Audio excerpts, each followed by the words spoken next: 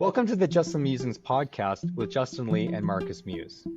In this sixth episode of the year, we'll be talking about retirement planning. So we found there's a couple of questions that come up fairly frequently when we talk with clients in regards to retirement planning. The first one we're going to tackle is, what age should we put into our retirement plan? What age should we plan to retire at? The second concept we will talk about is the impact of items such as education, down payments, and how those might impact trade-offs in our own personal retirement plans. And then lastly, we'll talk about what retirement means for your investments. Do we need to change our investments? Can we keep going with the same type of investments we've had before? And some of the basics on how a RIF works.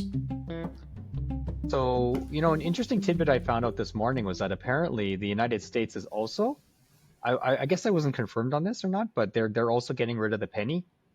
And they, good. The mint Finally. they issued like their last set of blanks. Mm-hmm. And after those are all used up for the penny, they're not going to make any more. Makes sense. Yeah. It's interesting what I found in Uzbekistan, harkening back to my recent trip. You know how they've had this massive inflation over the years since the fall of the Soviet Union and starting their own currency, which is called the som. In one of the museums that we visited, we saw some of the old currency, and they actually started at 1 som, 5 soms, 20 soms, different banknotes like that. But then I guess it inflated so much that nowadays what you're usually seeing is 10,000 som, 20,000 som. It's basically about 10,000 som to the Canadian dollar. And they're just starting to phase out coins. I think the smallest bill I saw was 1,000, which is basically 10 cents Canadian. And there was also a coin for 1,000, nice bimetallic coin, sort of like cartoony. Oh. Basically worth 10 cents. Yeah, 1,000. The 10,000 was worth $1. The biggest bill they had was 200,000, so about $20. So everywhere you go, you have stacks and stacks of money. Like, I couldn't fit any of this in my wallet. I went around asking for a paperclip. Like, do you have a rubber band? Did you feel like you were like something like this? This is a travel tip for any listeners if you decide to follow my advice, and definitely visit Uzbekistan if you can. But bring one of these for your money. Forget about wallets, because you're going to have a stack of bills that will fit a clip.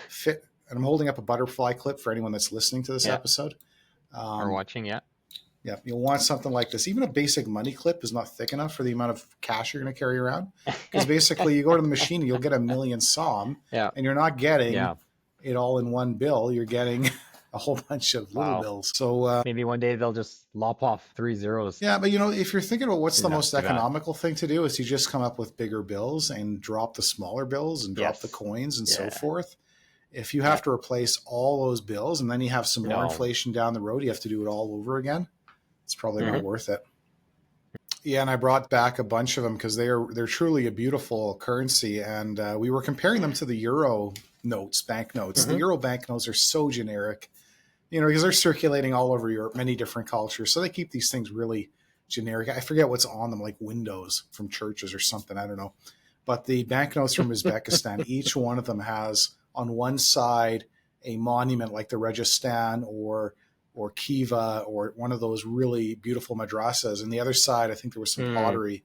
But beautiful, beautiful currency. So, another interesting thing is how proliferated credit card transactions have become. You didn't expect that 10 years ago, that you'd be going to a country like this where you can use credit card pretty much anywhere. When we rode the metro in Tashkent, and the Tashkent metro is famous for having these beautiful metro stations that were built during the communist era, different themes to them. And there's one really beautiful one called the station's called Kosmonautslar, and it has these murals commemorating the space race, the cosmonauts of the Soviet Union. And also beautiful columns and just everything. And so anyways, getting onto the metro, I go to the cashier and buy some tickets, and they were, I think, 20,000 or so each. So $2 each. $2, like that. Or no, it must have been less. It must have been 20 cents. I think it was like 2,000 each. Get our tickets and then find out as we go through the turnstile, there's a credit card tap location.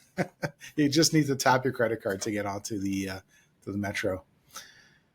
So interesting how maybe things one change. day. Yeah. Maybe one day here at home we can do that. Maybe. But talking about travel is something that is highly desirable or it's an aspiration to do, particularly in retirement. Travel is something that I think is certainly high up on my list, on my family's list, and for others as well. And it is a sort of a topic that does come up periodically. How can I'd like to go on a trip. I had a conversation with somebody just the other day about wanting to go to Japan for the first time, right? And what would it take to save a reasonable amount to do that? Um, and that person was in their 30s.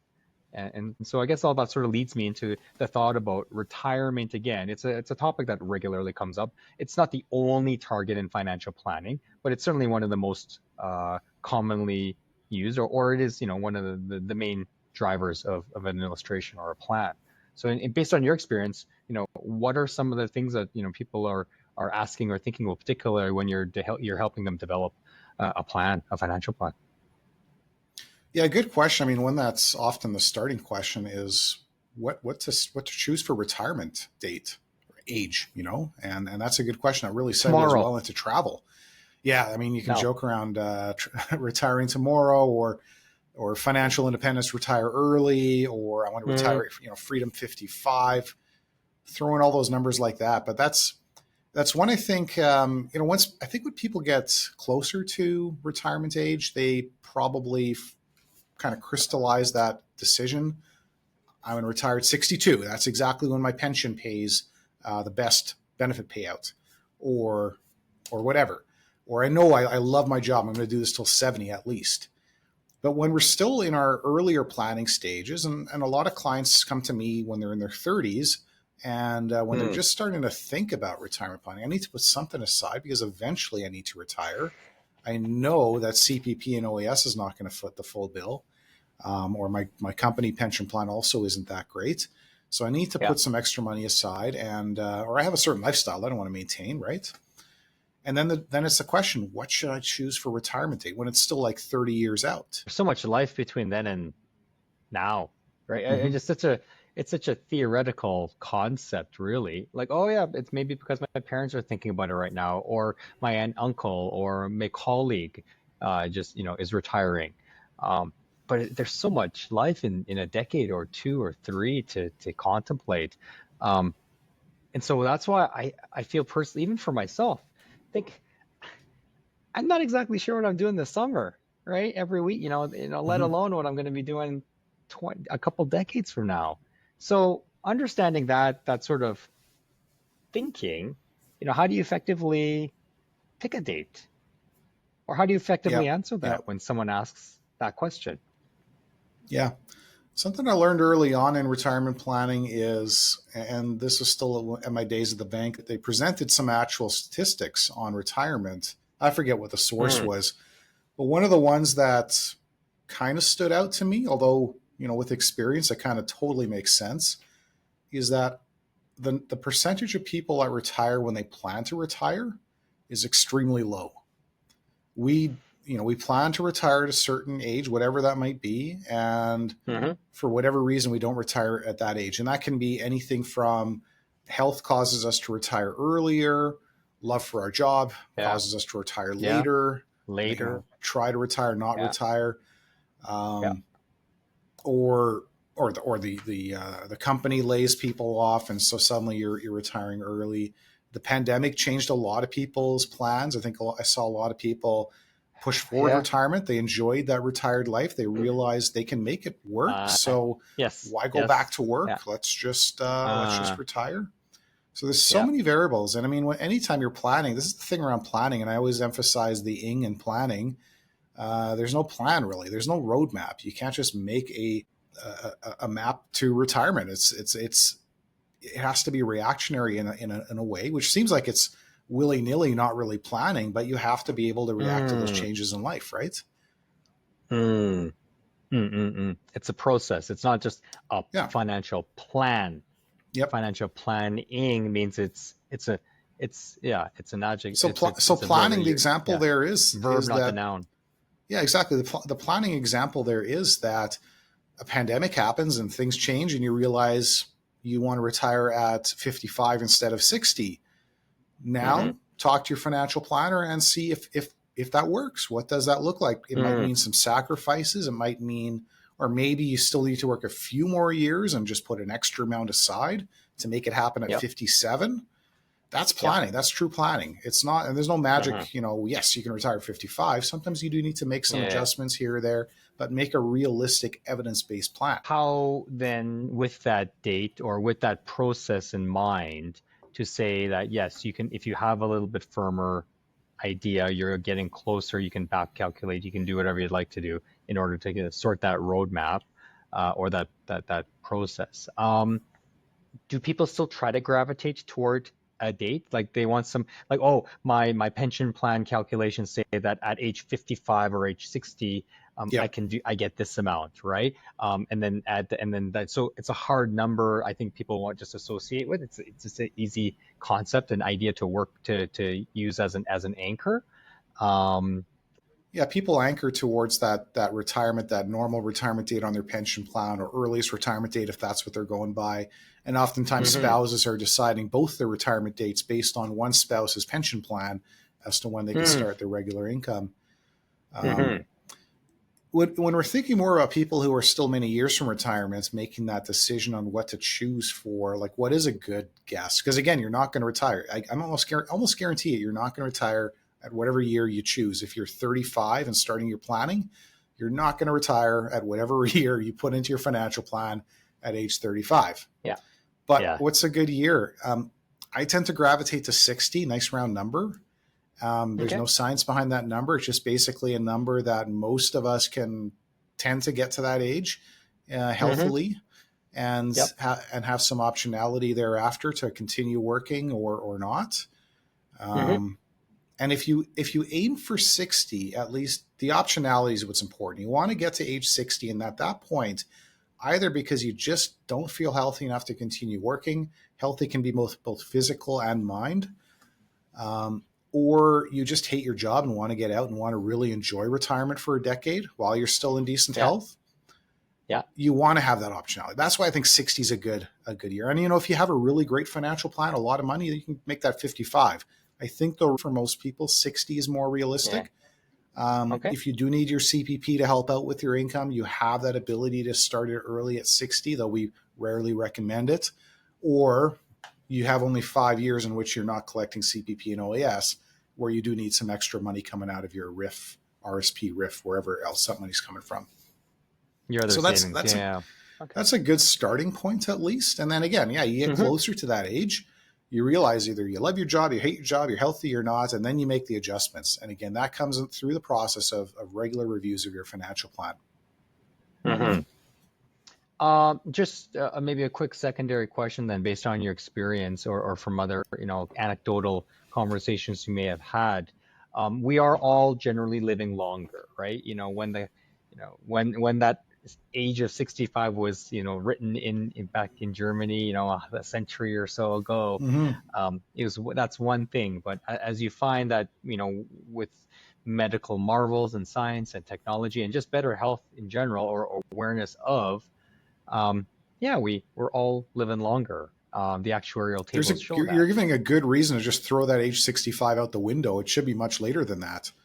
OAS should start later. CPP should start later. We should all be thinking about retiring in our 70s, not our 60s, right? Because retirement, like you said, back in those days, retirement was supposed to be a couple of years in your twilight, not several decades, which it tends to be nowadays. So then on that concept, 60 still seems like a reasonable starting point then. We could be 30 years after that, right? Like that, let's call it you after university, after college, training, whatever you're going to do, you're working, 30 to 60 is 3 decades, and add another 3 decades after that, get you to 90, which isn't that far off from what the average Canadian female is living now these days, as of today, right? That's half. Like you're basically expecting to live another 30 years based off of 30 years of work and savings, right? Is that rule of thumb, like, is there a general rule of thumb that we can say, like, yeah, that's okay, or like, 2 working years it should be equivalent to maybe 1 year of retirement? I don't know if there's something that you've heard about like that, but I mean, there's no real rule of thumb around that. Yeah. And I mean, and everyone's financial situation is different too. I say if someone can afford to retire at 55, they absolutely should, because you got those years again. And you know, everyone's situation being so different too. Health situations that can come up out of nowhere. You might only have 10 years, 60 to 70, to really enjoy retirement. Yep. And after that, who knows what happens? If we can all be as lucky to live till 90 and be in reasonably good health and, you know, enjoy those cruises and whatever, and you know, fun retirement, perfect. Grandchildren, great grandchildren. Yeah. But it's always different. And you need to, good planning is basically giving yourself optionality and also protecting yourself against, you know, running out of money, things like that. It's a tough balancing act, right?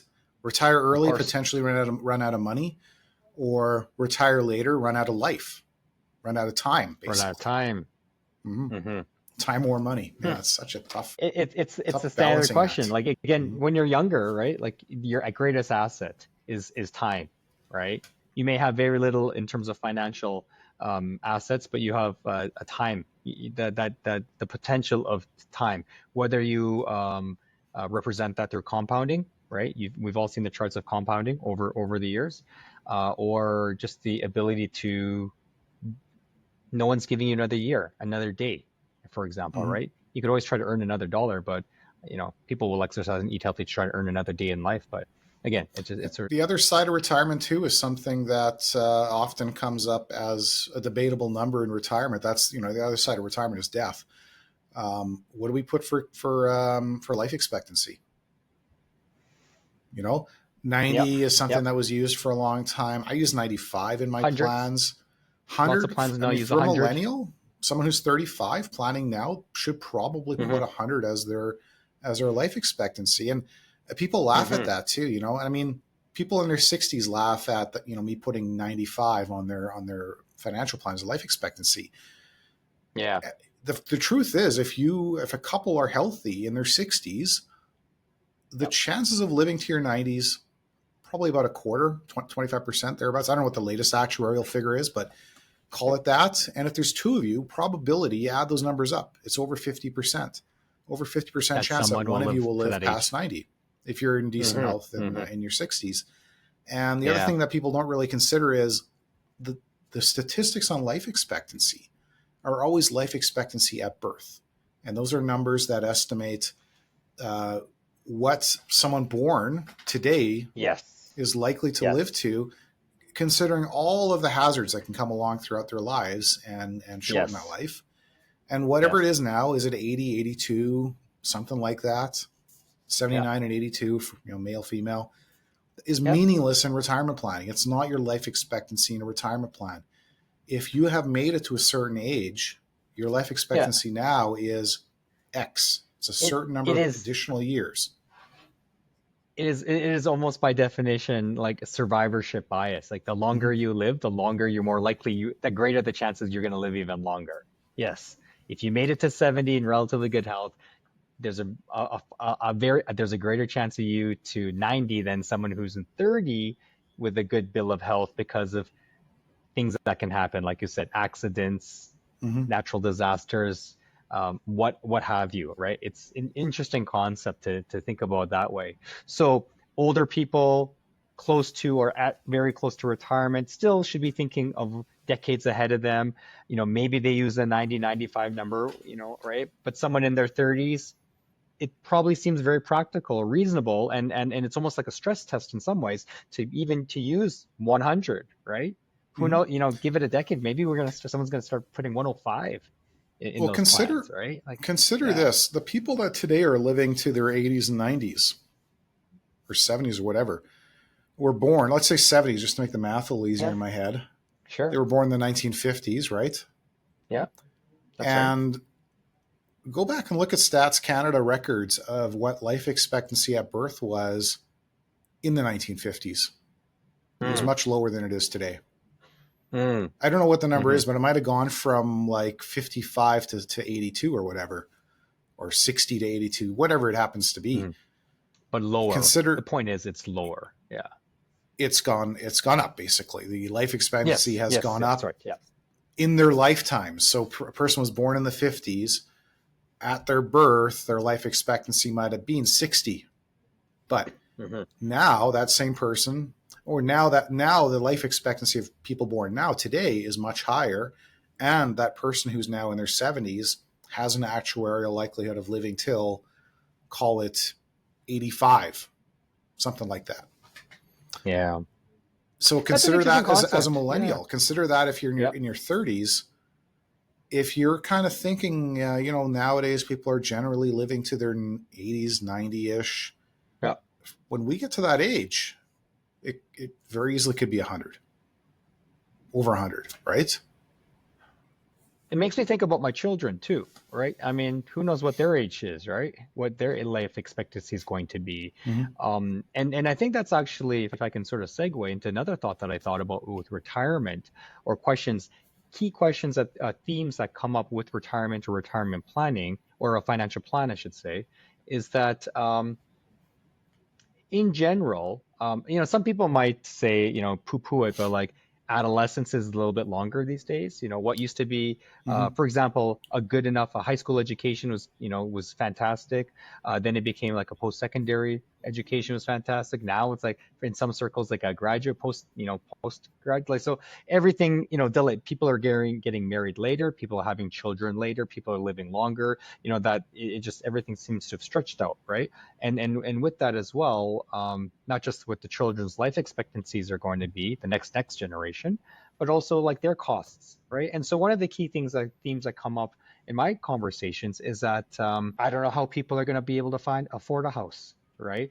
I don't know how people are going to be able to afford an education. Is there a way that I can help support my children, or give them, as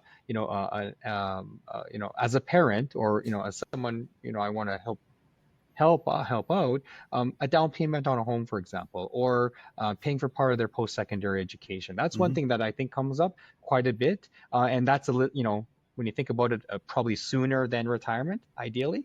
Ideally, you're not paying huge sums of money in your retirement years, perhaps if that's your age. But if you get my drift in terms of the stages in life, I have found that people around our age, our demographic, are starting to think about that because their children are in their teenage years or in their tween years, and university is less than a decade away. Like, I think about my oldest child, 7, 8 years, like literally that many. It just time flies, and within a decade, within my working career, there's going to be post-secondary coming up, and maybe even a down payment. And so my wife and I have had conversations about this. We're not necessarily on the same page, but that is one theme that I've seen her within, personally, but also with other clients as well. I don't know how often you get that, but what if, how do you answer that? If I can interject, what are the two sides of the argument between you and your wife? One of you believes that you should focus more on retirement planning, the other more on helping your kids? Or so things cost less. My first year of engineering at the University of Alberta, if I remember correctly, to the dollar and cent, it was $4,008.86 for 2 terms, right? That is like 1 term here these days, right? That didn't include books and other things, right? But I seem to that number resonates. It sticks in my head, and so that doesn't exist anymore. That's like 2 courses, right? So in 8 years' time, what is that first year education going to be? And different programs cost different money, different amounts as well. Should you want to, should your children decide on doing that path? Because my family background was such that there was no support. They were unable to, right?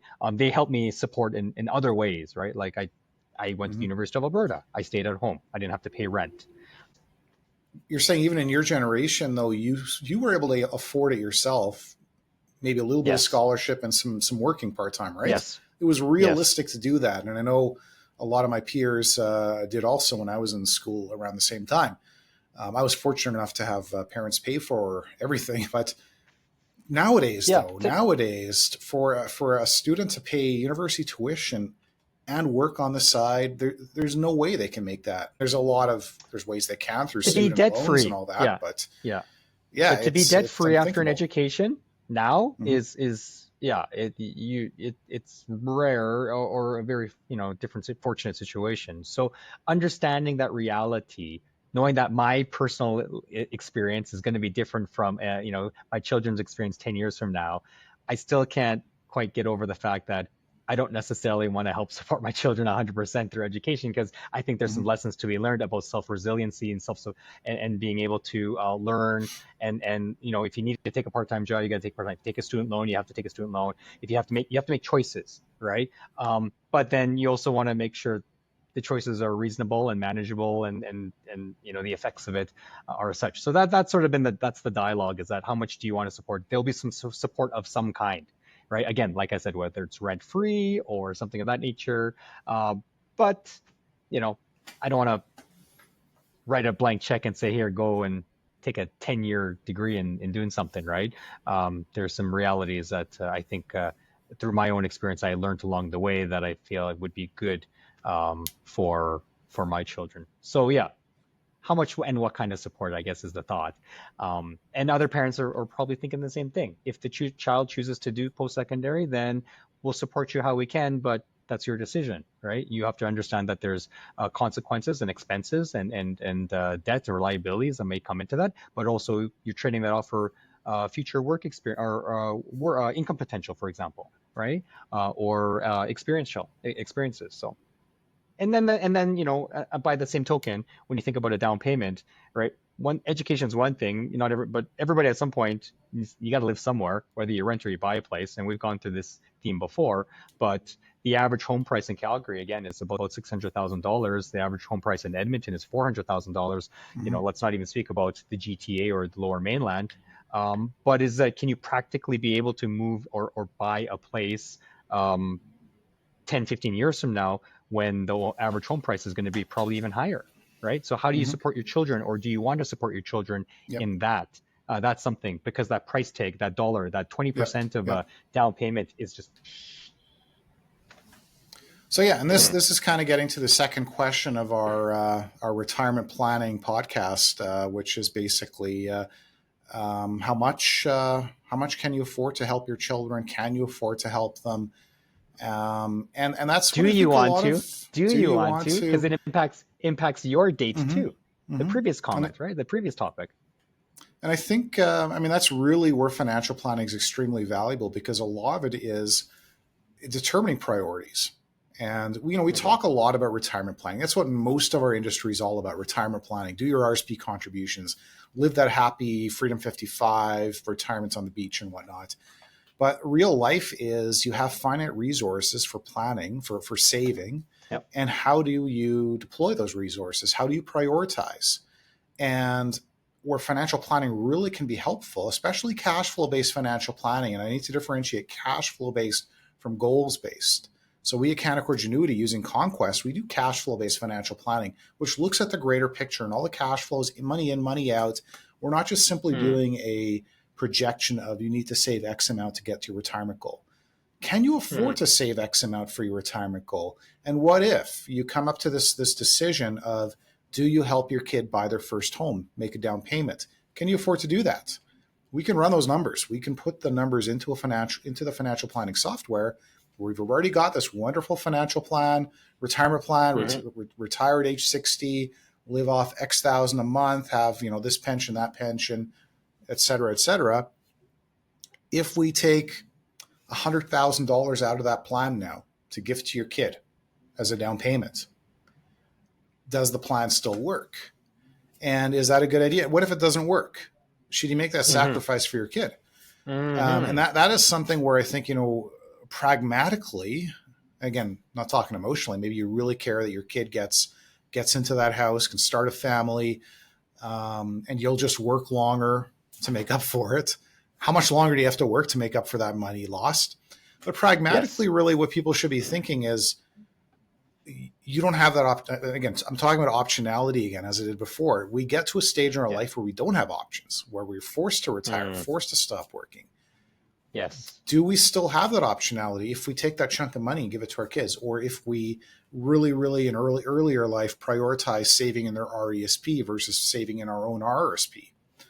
Mm-hmm. Mm-hmm. When when we get to that point, we have fewer options, whereas a child might have a few additional options available, whether it means simply getting a CMHC insured mortgage with a smaller down payment, or not, or smaller house, and then getting a bigger house later on, whatever it may be. You do have to, and you made this analogy in a previous podcast, put your oxygen mask on first. Is your retirement in good shape? Yeah. Then what? How can we help our family? Or if we help our family, is our retirement plan still in good shape? So I like to prioritize a retirement plan, but again, that's a pragmatist, and I don't have any kids too, so I'm going to be very pragmatic about that decision. Whereas in real life, obviously, I know people will care more about their family, and maybe again balance off one versus the other. And that's not to say you'll have other causes. Maybe it's your niece and nephew, right? In some form that you might want to look at. I'm not going to sacrifice my retirement for them. But I think they'll be pretty well off in the end anyways. So again, emotional layer over this. We understand that, yes, there's a pragmatic side. A plan is numbers on paper. But there's stories behind all the different numbers. There's intentions, there's feelings, there's values attributed to it, right? But I think even if you do a financial plan and you realize that, oh, there's a deficit in a year because of a thought or an intention, then I think that's fine, right? Is that it helps you. It's not like, oh my goodness, we need to change our plan and everything all completely. It's more about, okay, let's have the conversation. Let's think about it a little bit more. Like, I would still like to do this. Maybe I temper it in this form. Maybe I find support in another way. Maybe I do choose to work another year, right? But at least then it'll help prompt those questions and those conversations with those, you and your partner, if not, or yourself and your children, whatever the case may be, right? But don't think that should there be, again, a red bar or a deficit in a year in the cash flow illustration, that all of a sudden that it's not going to work, right?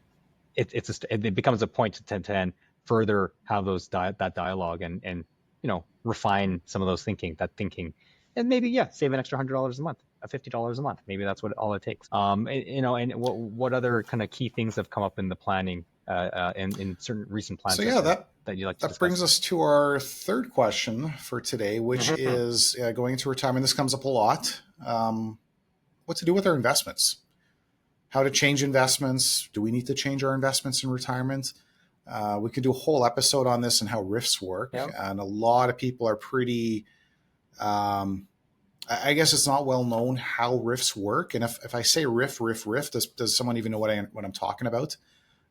Usually not. If they're not there yet, if they're not riffing yet, some people call it. But really short, in a nutshell, explanation. So after saving money in your RSP for many years, eventually you have to convert it at a certain age into a RIF, retirement income fund. And you, of course, have the option of converting it into a RIF sometime before then. The deadline is the year in which you turn 71, the end of that year. But there's absolutely no reason whatsoever why that should be the set directive. You should convert your RSP to a RIF based on whatever your financial plan dictates is the right time to convert it, which is often before 71. Because if you're retiring well before 71, why on earth would you not want to start drawing that income out of there, pay that tax on it, rather than deferring it to a later date and having a higher taxable income at that later date? But what a lot of people kind of think of is, when I retire, does this RIF convert my investments into some kind of an income investment? They don't even understand the very, very basics of what that means. A RIF is basically just like an RSP. It's just a shell of an account. Inside that shell or bucket or whatever you want to analogize it as are your investments. And for all it matters, you can have the exact same investments. You have whatever funds or stocks or ETFs or whatever in your RSP. When you convert that to a RIF, you're simply closing it off, so you can't contribute to it anymore. And now you have the same investments. But maybe those investments aren't right for you anymore because you're no longer saving and contributing. You need to draw an income from that thing. So then, I guess to answer your question, or to rephrase your question, do people need to change their investments, their asset allocation, the moment they retire? Probably not. In fact, maybe they should have already started to transition their investments a little bit as they approached retirement. I kind of think of the worst case scenario when I started my career in 2008 when the markets crashed. There were people that retired around then. You don't want to be in that situation where the completely unpredictable markets, and we know with the markets from the last couple of months how unpredictable they can be. Suddenly the markets are down a bunch, and you're starting to take money out of your retirement accounts. We as advisors, we can't predict when that's going to happen when the markets take a tumble. You can't. No economists out there can. Nobody can. So what we need to do as we approach retirement is start to reposition our investments a bit, taking into account how much we're going to need out of those investments, how much volatility can we take, which means likely bring down that risk level, reduce our stock allocation a bit, increase our fixed income a bit. And that is completely different from one person to another. So I'm not going to say there's any particular percentage you should have. We shouldn't all be in balanced funds, but something probably needs to change in those years leading up to retirement. And then maybe even continue to change a little bit when you're in retirement, getting a little bit less risky as we go along. More income generating, for example, just the stability, yes, the uncertainty of any given day or month, a tariff could come out or an announcement of a tariff could come out and just completely change the value of the entire portfolio, and to minimize that single day, single month, single event situation, yes, to kind of do that. But then I think it's that resonates. We should also warn people that trying to create more income doesn't mean converting all of your diversified equity funds into dividend funds or covered call funds and stuff like that to generate income, because that's not going to protect you from the risk. That's not going to protect you from the decline in the markets when that happens. And another thing to be cautious about is that our industry is very well known to advertise these products that generate a lot of income stream that aren't necessarily less risky.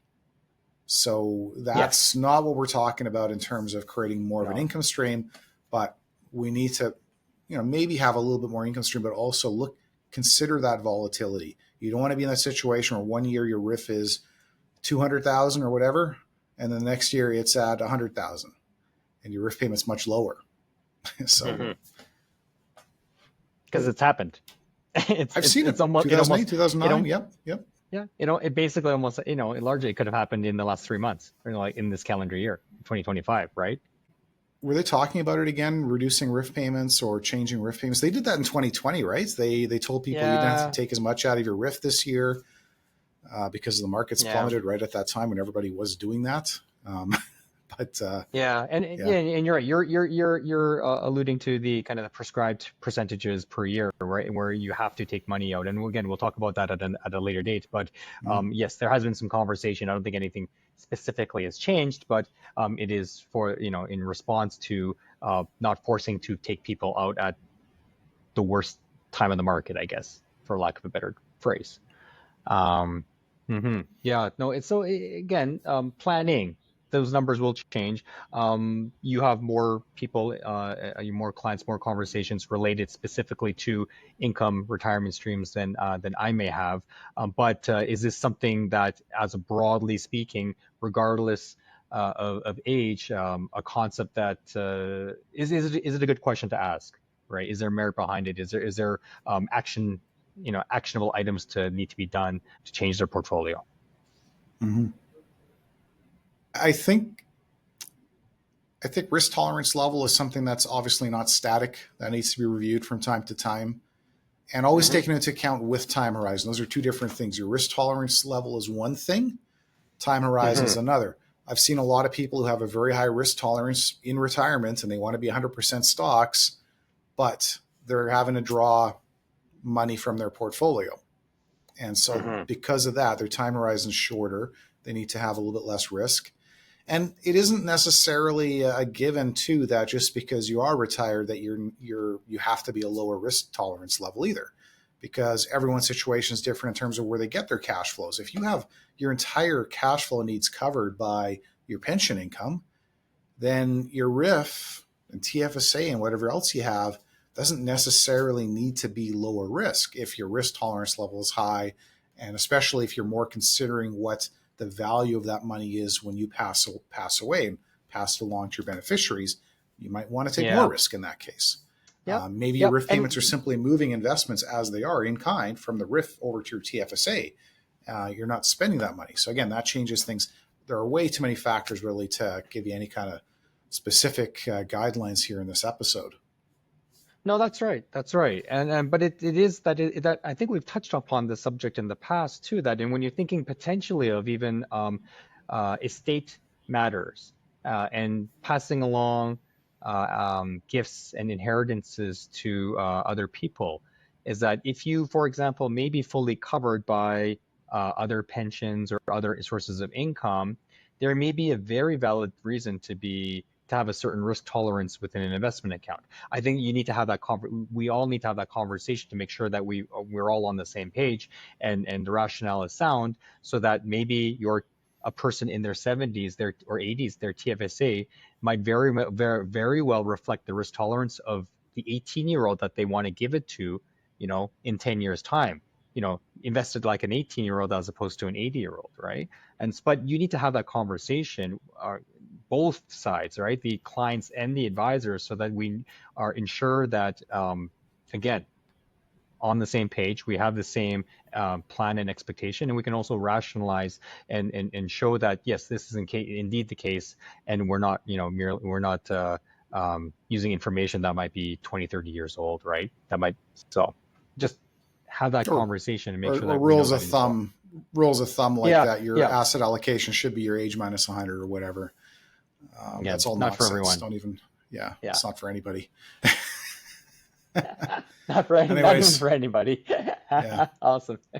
Should we leave it at that? It's just there's so and in 10 years time there'll be other thoughts. There's going to be other themes that will come up that will affect retirement financial planning that we can't even comprehend right now, right? Maybe AI takes over half the jobs in this world, and we only work for 10 years, right? So, if I can venture one thing from our conversation that will probably be completely upended by technology, it's that life expectancy thing. And I'm maybe I'm a little bit too much of a sci-fi nerd and futurist, but I think within our lifetimes we will see healthcare advances that will basically extend human life to the hundreds. And just imagine that. Maybe I'm being super optimistic, and we think nowadays, if we can extend average life expectancy to 90, that's a major deal. But what if we crack the code, or through the help of AI, we crack the code of genetics and aging and all this stuff? We figure out, why is it that the Greenland sharks that live 500 years, how do they do it? How do we crack that code to live 500 years? And if we don't do it in the next 20 years, what if we do it 30 years from now? People who are alive today will be alive when that happens. And then suddenly your life expectancy is 200. What does that do to your retirement plan? What if you're already retired? What if someone did a FIRE retirement, financial independence, retire early at age 40, and then it turns out they live to 200? Can you believe what you'd have to? I mean, it's bad enough when you retire early and then you have to go back to work at some point. That's happened. We've heard about that. But, what if it's like, wow, why didn't I retire 60 years ago? I'm still healthy. I need more money now. I got to go back to work. And they have to go back to work then at age 110.